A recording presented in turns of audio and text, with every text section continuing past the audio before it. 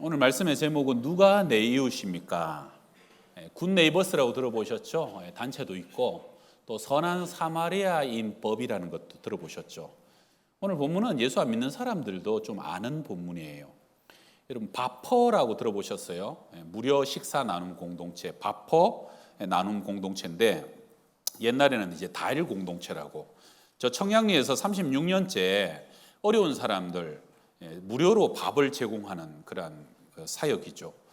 지금도 하루에 800명 정도가 오셔가지고, 옛날에는 노숙군이 많이 드셨는데 지금은 이제 최하층 독거 노인들이 오셔서 많이 드신다 그러네요. 이 최일도 목사님이 장신대 우리 출신 선배님인데 젊을 때부터 이 사역을 하셔갖고 지금까지 이걸 이어오시죠. 한때는 서울시도 이 사역을 너무 귀하게 보고 또 거기 동대문구도 도와주면서 가건물을 지어갖고 센터로 사용하는데, 이번에 구청장이 바뀌면서 그런가 이 건물을 향해서 철거 명령과 강제 이행 강제금 2억 8천만 원 벌금이 떨어져 버렸어요. 우리 이번에 중동부 아이들도 여기 목사님이랑 같이 갔다 와가지고 우리도 서명해야 된다고 이렇게 저 뒤에도 갖다 놨어요. 여러분 서명 좀 해주시고. 근데 왜 갑작스럽게 30년 넘게 봉사하던 건물을 철거하고 벌금을 물느냐? 그 옆에 주상복합단지가 들어오게 됐는데, 거기 소위 좀 돈 있고 때깔 번쩍한 사람들이 들어오기도 전에 이거 혐오시설 땅값 떨어진다고 2,000명 넘는 사람이 민원을 내버렸다는 거예요. 암만 그래도 그 구청에서 그런 거 좀 거부하면 되는데, 이게 또 구청과 이게 여기도 있는 사람들 또 편든다고 그런가 똘똘 뭉쳐가지고, 그래서 30년 넘는 그 시설을 불법이다, 그래서 2억 8천만 원 벌금 내고 철거해라, 이렇게 돼버린 거예요. 얼마나 그 목사님이 스트레스를 받았는지 이 최일도 목사님이 지난 6월 1일 날 6종암 판정이 떨어져 버려가지고 본인도 또 항암 치료를 들어가게 됐다고. 여러분 이 시대가 갈수록 이웃을 잃어버리는 시대입니다. 옆집에 누가 사는지도 모르고 또 옆집에 사는 사람 알려고 하지도 않아요. 선한 일 좋은 일 해도 뭐 나한테 도움이 되냐 안 되냐, 나한테 조금이라도 피해가 되면 필요 없다, 소용없다, 이런. 언제 그러냐는 뜻이 아무 관심 없는 사람들이 돈이라고 그러면 똘똘 뭉쳐갖고 막 데모하고 지역 이기주의로 뭉치고, 그런 게 이제 이 시대가 됐지 않습니까? 우리 2016년도에 기억하시죠? 브렉시트. 영국이 EU 연합을 탈퇴해버렸잖아요. 왜 탈퇴했느냐? 그때 해외 이민자들이, 난민들이 이렇게 막 몰려 들어오는데 우리는 그 난민 받아갖고 우리 국민들 힘들게 하지 않겠다. 그런데 이것을 받아들이는 것을 거부하고 싶은데 그 주도권이 EU에 있으니까, 그럼 우리는 그런 이유 탈퇴해버린다 그러고 탈퇴해버렸어요. 뭐 난민이 어떻게 되든 형편이 어떻든 우리 국민들 가진 거 나누기 싫고 우리끼리만 잘 살고 싶으니까 세상의 브렉시트로 자기 그런 나라라고 천명해버린 거죠. 옛날에는 미국이나 영국같이 최강대국들은 그래도 뭐랄까요, 인도주의적인 리더십을 가지고 약소국들 또 불의한 것에 또 앞장서고 스스로 경찰 노릇하고 그랬는데, 지금은 강대국들이 그렇지 않아요. 오직 우리나라에 우리 국민들에게 도움 이익이 되느냐 되지 않느냐, 이제는 영원한 우방도 없고 영원한 적대국도 없어요. 그저 이익이 되느냐 돈이 되느냐의 관계만 작용할 뿐이라는 거죠. 그런데 이게 왜 남의 나라의 말인가? 우리는 그렇지 않은가? 우리도 여러분 가만히 보면 평소에는 별로 관심 없는데 뭔가 일이 생길 때마다 학벌 찾고 지연 찾고 연줄 찾는다면 우리도 혹시 그렇진 않은가?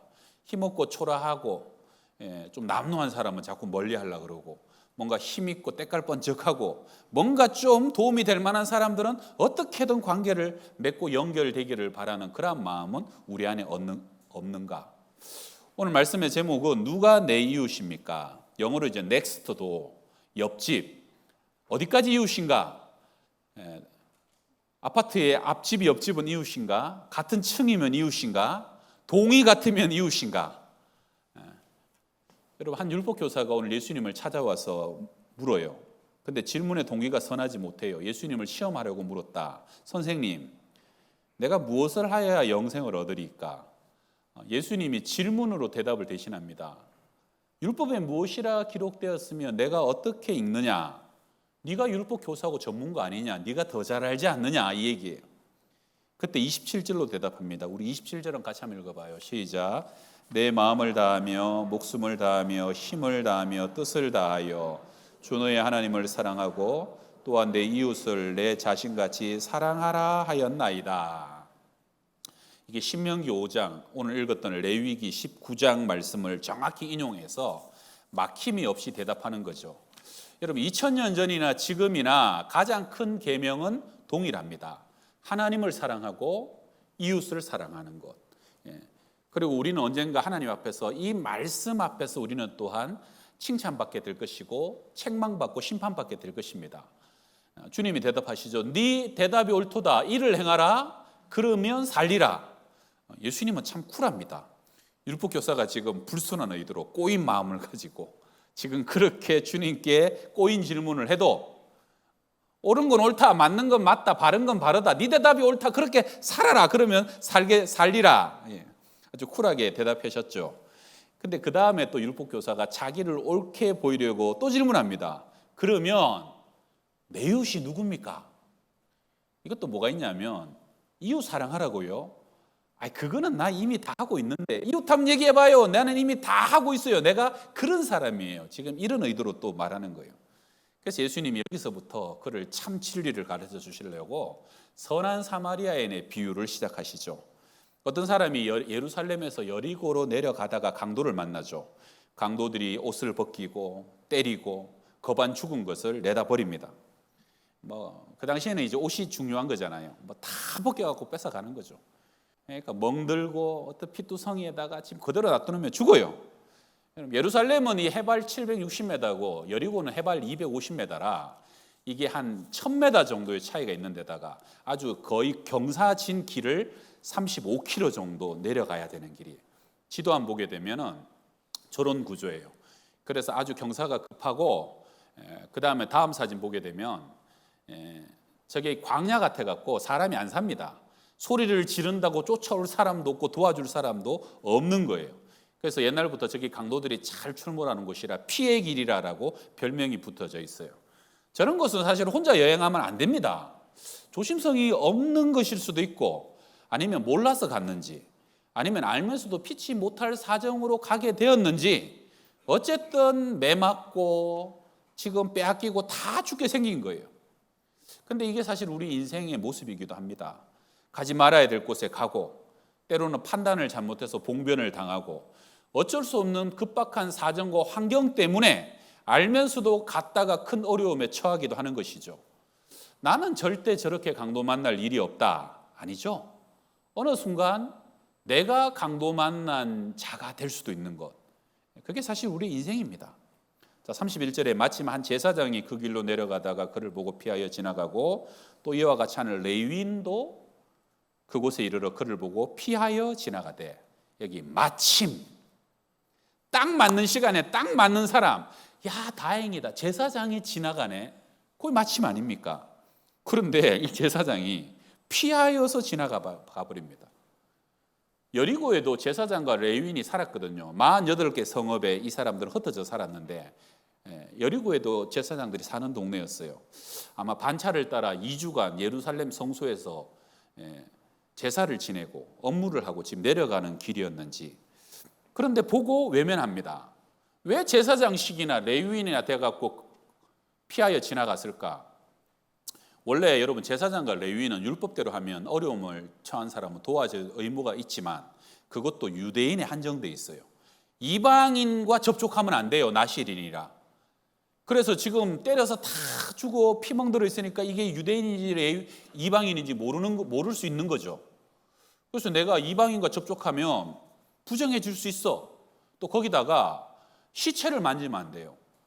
살았는지 죽었는지 혹시 도와주다가 중간에 죽어버리면 성전까지 가서 일주일 동안 정결 의식을 치르고 또 와야 되는 거예요. 그러니까 이 제사장과 레위인은 지금 도와줘야 될 이유보다 도와주지 말아야 될, 그래서 나는 도와주면 안 돼. 나는 가던 길을 가야 돼. 그러면서 자기 생각에 자기를 설득시켜버리고 지나가는 거죠. 여러분은 어떠세요? 주위에 어려운 사람들, 다급한 사람 만났을 때, 우연히 길 가다가 거린 한 사람을 만났을 때 일단 도와줘야 될 이유가 먼저 떠오르십니까? 저런 사람들 도와주면 안 돼. 왜냐하면, 그리고 그런 생각이 먼저 떠오르십니까? 사람은 생각대로 행동이 따르거든요. 제가 다른 교회에서 사역할 때 1년에 한 200명 가까이 전도하는 집사님이 계셨어요. 제가 전에도 한번 이 얘기 한 적이 있는데, 근데 이 집사님의 전도 방식이 그냥 도와주는 거예요. 가난한 사람, 어려운 사람, 외국에서 갓 이주해 온 사람들, 그냥 떡 하나 갖다 주고 사과 2개 갖다 주고 양말 한 짝 갖다 주고 한국말 모르니까 데려다가 전입 신고해 주고, 그래갖고 그분 말이 한 7번 도와주면 왜 그러냐고, 나한테 왜 그래, 그러면 교회 가자고. 그래가지고 1년에 200명씩을 전도를 해요. 근데 이 어려운 사람들 도와주다 보면 도와주니까 고맙다고 말하기보다는 더 도와달라고, 더 큰 걸 달라고 자꾸 요구를 한다는 거예요. 그러니까 이분이 구역 식구가 100명이 넘는데 세상에 애들 자기 살림 다 제쳐놓고 맨날 동사무소로 교회로 그래갖고 구제금 좀 줘요, 뭐 좀 줘요, 그래갖고 도와주니라고 하루 종일 돌아다녀요. 한 번은 연말에 교회에서 이제 구제금으로 교구마다 200만 원이 나오고, 또 교구에서도 뭐 사업해갖고 200만 원, 연말에 400만 원 갖고 우리 교구 전체 한번 도와줍시다. 어려운 사람들 신청하라고. 그리고 어려운 사람들 다 받아서 이렇게 정리해 보니까 그 구역에, 그 집사님 구역에 350만 원이 가고 나머지 50만 원으로 49개 구역에 나눈 거예요. 나중에 이제 다른 구역장님들이 불만을 하는 거예요. 그 구역 그렇게 도와주면 밑 빠진 독에 물 붓깁니다. 그리고 거기 다 가면은 진짜 우리 원래 오래된 식구들은 못 도와주는 거 아니냐고, 거기가 더 급하다고 우리 사람들 혜택을 못 받는 거 아니냐고. 그러면서 구역장들이 왜 그 구역을 도와주면 안 되냐? 사실은 그 구역 대부분 사람들은 정식 우리 식구 아니라고, 한두 번 나온 사람들이지 오래된 식구 아니라고. 그리고 뭐 거기 보면은 뭐 월세 내달라, 도배해달라, 김치 담아달라, 그런 걸 어떻게 다 해주냐고, 한도 끝도 없다고. 막 그러면서 도와주지 않아야 될 이유와 명분이 점점 더 많아지는 거예요. 제가 부임해서 가만히 보니까 이분들은 벌써 10년 넘게 같이 지내다 보니까 지칠만도 해요. 근데 저는 이제 그 교구에 2년을 있게 됐거든요. 그래서 제가 어떡할까 생각하다가, 그래 나는 2년이니까 2년간 도와줄 수 있는 대로 한번 도와줘 보자, 그렇게 마음을 먹으니까, 여러분 사람 마음 먹는 게 참 중요해요. 그러다 보니까 그 요구가 많은데도 도와줄 방법이 생기고 길이 생기고 또 도와주겠다는 사람이 생기는 거예요. 목사가 이렇게 좀 도와주겠다 그러니까 이게 구역장님들 또 착하잖아요. 다른 분들이 그러면 목사님이 그러면, 그래가지고 같이 도와주다 보니까 분위기도 좋아지고 전도의 문도 열리고, 그러면서 그 2년 동안 생각지 않게 교구가 또 부흥되기도 하고. 근데 여러분 100% 다 책임져 주시는 방법은 누구에게도 없지만, 그러나 사실은 그게 복음이잖아요. 힘들어도 근본적인 대책은 없어도 내가 할 수 있는 데까지 내가 뭐라도 가진 게 있으면 그거라도 한번 도와줘 봅시다. 그게 예수님의 흉내를 작게라도 내는 거잖아요. 오늘 본문에 사마리아 사람이 등장하죠. 여러분 사마리아 사람은 유대인들이 아주 멸시하는 사람이에요. 주전 722년에 아수르가 사마리아를 정복하고 난 뒤에 이 민족을 멸족시켜 버리자. 그래서 저 북방의 야만족들을 사마리아에다가 이주시켜서 혼합으로 결혼을 시켜버렸죠. 그래서 사마리아 사람들이 말 그대로 피가 더러워져 버렸어요. 그러니까 유대인들이 그 다음에는 저 사람들은 피가 더러워진 사람들, 그래갖고 상종을 안 해요. 아주 지름길인데도 사마리아에는 지나가지도 않아요. 짐승 취급하는 거예요. 그러니까 사마리아 사람들은 자기들이 잘못한 것도 아닌데 이렇게 몹쓸 사람 취급하다니까 그 사람들도 화가 나서 유대인들을 미워하고, 유대인들은 그 사람들을 무시하고, 그러다니까 서로 갈등 관계가 된 거죠. 이 사마리아 사람은 사실은 제사장과 레위인보다 돕지 말아야 될 이유가 더 많은 사람이에요. 지금 거기는 유대인 지역이에요. 사마리아 사람이 잘못 돌아다녔다가 걸려도 봉변당하는데, 유대인을 데려다가 나귀에 태워갖고 주막까지 데려가지고 하룻밤을 잤다. 나중에 그 사람이 정신 차리고 난 뒤에 내 보따리 내놔라고, 왜 나한테 이러냐고, 오히려 더 호통도 칠 수 있는 거예요. 잘못하면 봉변을 당해요. 그런데도 사마리아 사람이 그런 위험 속에서도 그 사람을 도와줄 수밖에 없었던 결정적인 이유가 뭡니까? 이 33절입니다. 자, 어떤 사마리아 사람이, 33절 한번 봐요. 어떤 사마리아 사람은 여행하는 중 거기 이르러 그를 보고 불쌍히 여겼더라. 이게 헬라어로 스플랑크 니조마이라는 단어예요. 스플랑크 니조마이. 심장, 갓, 콩팥, 창자 안에서 솟구쳐 오르는 감정이, 내가 주체할 수 없고 거부할 수 없는 불쌍히 여기고 긍휼히 여기고 민망히 여기는 마음이죠. 이건 누가복음 15장에 보게 되면 집 나갔던 아들 탕자가 돌아올 때, 아직도 저 상거가 뭔데, 아버지가 그 꼴이 그렇게 된 아들, 사실은 가산 다 탕진한 못된 아들 아닙니까?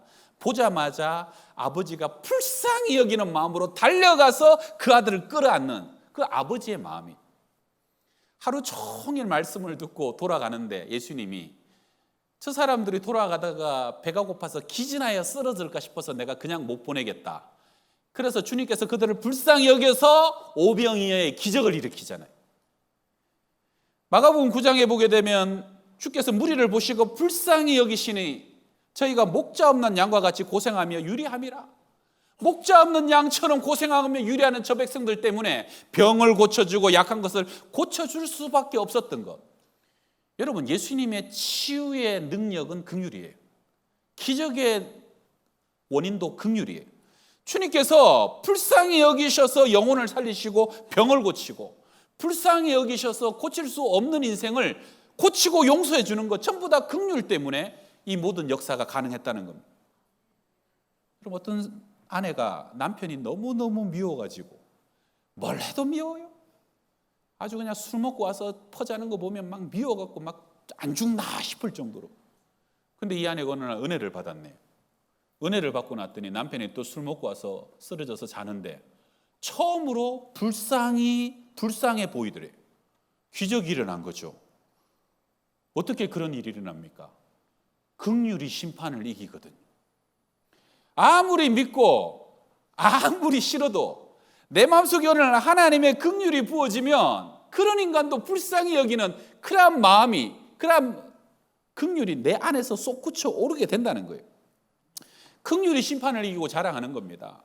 여러분, 허물과 죄로 죽었던 우리가 뭐 때문에 하나님이 우리를 위해서 십자가에 당신의 아들을 못 박히고 우리를 살리려고 그 고생과 고초를 마다하지 않습니까? 하나님의 긍휼입니다. 하나님의 은혜입니다. 오늘 사마리아 사람은 그 긍휼 때문에 그에게 기름을 붓고 포도주를 붓고 나귀에 태우고 주막에 데려가는 것이죠. 그래서 밤새도록 돌봐주고 그 다음날 주인에게 2데나리온을 주죠. 이 큰 돈이에요. 1데나리온이 일주일치 생활비란 말입니다. 일주일치 숙박비예요. 혹시 부족하면 내가 돌아오면서 더 드릴 테니까 잘 돌봐주십시오. 그렇게까지 할 이유가 뭡니까? 얼굴도 모르고 이름도 모르는 사람 아닙니까? 책임져야 될 이유가 있어요. 그렇게 위험과 수고를 감내해야 될 이유는 더더욱 없는 거죠. 단 하나, 스플랑크 니조마이, 불쌍히 여기는 마음이 끌어올랐기 때문입니다. 그래서 세상에는 긍휼보다 더 큰 이유도 없고 더 큰 사랑도 없고 더 큰 능력도 없는 겁니다. 저도 안산에 그 구역장님 다니다가 제가 물어봤어요. 아니 집사님, 어떻게 이 많은 사람을 그렇게, 집사님도 넉넉지도 않은데 그렇게 또 수고하고 관리하고 희생을 합니까? 근데 그분의 말이 늘 그래요. 목사님, 불쌍하잖아요. 동네 사람들도 나보면 바보짓 한다고 그래요. 때로는 그런 사람들한테 뒤통수도 얻어맞는데, 그러고 그럴 때만 안 한다고 내가 뭐 때문에 이렇게 오히려 당하고 다니냐고. 근데 또 기도하고 예배하다 보면, 하나님이 다니다 보면 그렇게 불쌍한 사람만 보이게 한다는 거예요. 내 눈에 불쌍한 사람이 보여서 가만히 있을 수가 없다는 거예요. 여러분, 사실은 우리가 세상에 어려운 사람들 다 도와줄 수 없잖아요. 오늘 사마리아 사람도 작정하고 그 사람 찾아간 거 아니에요. 여행 중에, 일상 중에 어느 날 그 사람을 봤는데 긍휼이 그 사람 안에서 끌어오른 거 아닙니까? 여러분, 하나님의 뜻에 순종한다는 건 뭡니까? 우리가 세상의 가난과 어려움을 다 해결할 수는 없어요. 그러나 내 삶과 일상 중에 어느 날 그렇게 불쌍한 마음을 주님께서 부어주시거든, 그 마음에는 순종하고 살아가자는 거예요. 세상은 하나님이 다스리시잖아요. 누군가가 그때의 그 불쌍한 마음과 긍휼한 마음에 순종하고 살아가게 되면 하나님이 그러한 사람들을 통해서 살릴 사람을 살리고 고칠 사람을 고치고 하나님이 회복시킬 사람을 회복시키는 것을 믿으시길 바랍니다. 세상은 하나님이 그 긍휼에 순종하는 마음과 순종을 통해서 이 세상을 오늘도 다스려가고 있다는 거예요. 지지난주에도 한 권사님이 저를 찾아오셔서 오랫동안 적금을 부었는데 1,000만 원을 다 따는 거예요. 여러분 1,000만 원 타면, 여러분 1,000만 원 적금 타면 하고 싶은 거 있죠? 뭐 하고 싶으세요? 하고 싶은 거 있는데 근데 기도하고 가만히 생각해 보니까 아유, 내가 교회를 위해서 뭐 하나 해야 되겠다. 그래가지고 저한테 가져오셨어요. 그냥 이름 밝히지 말고 가정과 자녀 위해 기도만 해주고 하나님께 드리겠다고. 그래가지고 우리 교회가 그걸로 옷 입은 가을에 노인 사역을 시작하게 됐어요. 노인분들 주중에 하루 오셔갖고 식사도 하고 예배도 드리고 특별한 교제도 하고 얼마나 감사한지. 여러분 대단하게 큰 거 아니라도 그냥 내 마음에 감동을 주시고 은혜를 주셨을 때 거기에 순종하는 그 마음이 벽돌되어서 교회가 든든히 세워지는 거예요. 하나님의 나라의 새로운 역사가 시작되고 일어나게 되는 것입니다. 우리는 사실 우리가 섬겨야 될 수많은 선교지가 있고 수많은 지방 교회들이 있지만 하나님이 작년과 올해 우리에게 제주도 행원교회를 섬기는 마음을 허락해 주셨어요. 작년에 우리가 청년들, 고등학생들 데리고 한 70명 갔잖아요. 제주도가 여러분 어떤 곳이냐면 부모님들이 또 이혼하고 가정이 깨지면 엄마 아빠 나도 못 돌보겠다, 나도 못 돌보겠다는 애들 있잖아요. 그런 애들을 부모님들이 제주도에 있는 시골에 할아버지 할머니한테 보내버리는 거예요. 그래갖고 거기 있는 청소년 애들이 절반 정도가 결손가정 애들, 부모님 없이. 그러다 보니까 걔네들이 처음 예수 믿고 교회 와서 신앙생활 하는 거예요. 작년에 우리 애들이 가갖고 이렇게 같이 신앙 수련을 하고 하다 보니까 우리 애들은 사실은 복받은 애들이죠. 외지간하면 우리 교회는 3대 신앙, 4대 신앙, 5대 신앙. 우리 교회는 또 부모님 없이 혼자 신앙생활 하는 애들 없잖아요. 같이 이렇게 수련회 하고 얘기하고 기도를 하다 보니까 어느 순간 하나님의 긍휼이 우리 아이들 마음에 부어지는 거예요. 그러고 평상시에는 지 자신을 위해서도 막 10분도 기도 못하던 애들이 얼굴도 모르고 처음 만나는 애들을 위해서 밤을 새고 기도하는 거예요. 하나님이 또 그 모임을 기뻐하셔요. 그래서 그 모임에 은혜를 더하여 주시고 함께 만났더니 우리 아이들 마음에도 긍휼의 불이 붙고 그 아이들 마음속에 은혜의 불이 붙고 그래가지고 제가 그 아이들도 그때 기도하길래 제주도 목사님 보고 목사님이 얘들 원래 이렇게 예배 잘하고 기도 잘하냐고 그랬더니 양평동교회 내려오기 전에는 예배 집중도 못하던 애들이라. 근데 이렇게 형님들이 와주고 이모들이 와주니까 얼마나 기뻐하면서 서로 시너지 효과가 나가지고 목사님 양평동 청년들은 양평동 청소년들은 원래 저렇게 기도 잘하고 예배 잘하는가 봐요.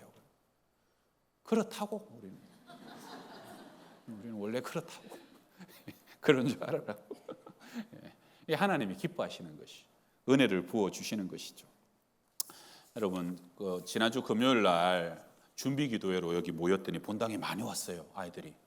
그러고 기도하는데 그날 막 생각지 않았는데 마치 수련회가 시작된 것처럼 막 그렇게 찬양을 하고 기도를 뜨겁게 하고 은혜가 충만한 거예요. 야, 이번 제주도는 뭐 가보나 마나 하나님께서 그냥 역사하시겠다. 아주 대박인 은혜가 부어지겠다. 저는 확신합니다. 여러분 우리가 가 있는 동안에 금요일 날 토요일 날 그 밤 시간 집회하는 시간 아닙니까? 부모님들과 여러분 또 교회에 오셔서 기도해 주세요. 모세와 아론과 훌처럼 산 위에서 이렇게 양평동에서 손을 들고 기도하게 되면 우리의 자녀들이 제주도에서 엄청난 하나님의 역사를 경험하게 될 것입니다. 야곱에게 주신 베델의 그날 하룻밤이 될 것이고 엘리야 갈멜산에 불이 떨어지는 밤이 될 것이고 모세의 시내산에 하나님의 영광이 임하는 날이 될 것이고요.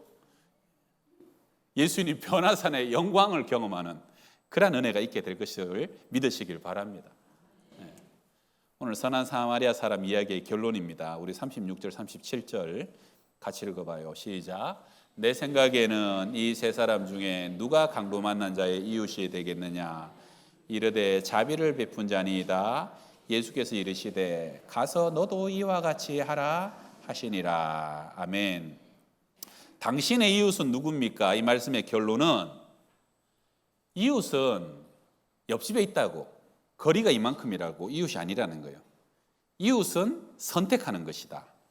여러분 옆집에 살아도 때로는 한 집에 살아도 가족이고 형제인데도 너 어려운 건 너 어려운 거지 내가 뭔 상관이냐 아무런 도와줄 마음도 없고 긍휼도 없고 사랑도 없으면 부모도 자식도 형제도 남이라는 거예요. 이웃 아니라는 거예요. 근데 지구 반대편에 살아도 내가 그를 긍휼히 여기고 불쌍히 여기는 마음으로 기도하고 작은 것을 돕는다면 그는 이웃이라는 거죠.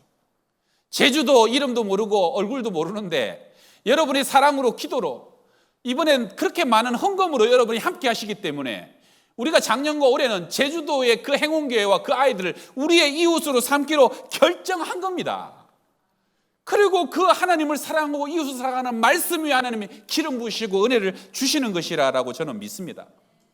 혹 여러분 중에 하나님 사랑하면서도 치독스럽게 나는 이웃 필요 없어, 나는 예배만 드리고 내 구원만 받으면 돼, 교회 안에서도 여러 사람이 이렇게 많은 성도들이 신앙생활 하는데도 치독스럽게 나는 마이웨이, 나는 혼자 신앙생활 하면 돼, 나는 아무도 필요하지 않아, 혹시 그런 마음이 있으신 분이 있다면 아마 그런 사람에게도 주님께서 오가다 보면 막 마음에 감동을 주실 거예요. 나도 이제 교사 해볼까? 나도 이제 성가대 해볼까? 나도 이제 구역에 한번 좀 연결돼 볼까? 그러면 그런 마음에 순종하시라는 거예요. 성령께서 우리를 연결해 주시고 이웃이 되고 가족이 되게 해주시고, 여러분 혼자 신앙생활하는 것보다요 함께하는 것에 엄청난 은혜가 부어집니다. 여러분 양평동에서 우리 애들 신앙 수련회 하면 은혜가 없습니까? 그런데 저 멀리까지 왜 갑니까? 하나님이 기뻐하시니까. 우리가 저 대한민국의 땅끝인 저 교회와 저 아이들 우리의 이웃 삼고자 하는 그 마음을 하나님이 기뻐하시니까요. 그리고 여러분 우리 애들이요, 우리 교회가요 지금 정말로 청년들과 중고등부 아이들이 은혜의 시기에 있어요. 제가 지난주에 말씀드렸잖아요. 연합수련회 가서 우리 애들이 막 그 나머지 7, 80명을 전부 다 물들이고 막 불부터 가는 거예요. 은혜가 흘러가는 거예요. 그러나 여러분 은혜는 계속되지 않아요. 지금 우리 교회에 잘 나오는 애들이 어느 날 내년에 이 자리에 없는 애들이 있을 것이고, 지금요 중고등학생이 10명이 졸업해갖고 대학 가면 7명, 8명이 교회 발을 끊어버려요. 우리 교회는 하나님 10명의 아이들이 신앙생활 하다가 한 명도 세상 떠나가는 아이 없도록, 세상의 죄와 세상의 유혹과 쾌락에 사로잡히기 전에 하나님의 말씀에 사로잡히고 은혜에 사로잡히고 살아계신 하나님 앞에 깊이 뿌리를 내리는 시기, 바로 그것이 이번 여름이 될 것이고, 바로 그것이 우리에게 주신 은혜의 시기, 이 천국잔치가 될 것을 믿으시길 바랍니다. 하나님의 가장 큰 명령은 하나님을 사랑하고 이웃을 사랑하라. 우리는 우리의 또 다른 이웃된 제주도를 품고 우리가 나아갑니다. 여러분 기도 많이 해주셔서 감사하고 또 여러분 많이 후원해 주셔서 너무 감사합니다. 항상 느끼는 것이지만 주로 가지만 더 많이 받아오고요. 그리고 주고자 결정하는 교회에 더 풍성한 은혜를 주시는 하나님의 은혜가 저와 여러분의 모든 가정에게 또 자녀 자손들에게 충만해질 수 있기를 주의 이름으로 축원합니다.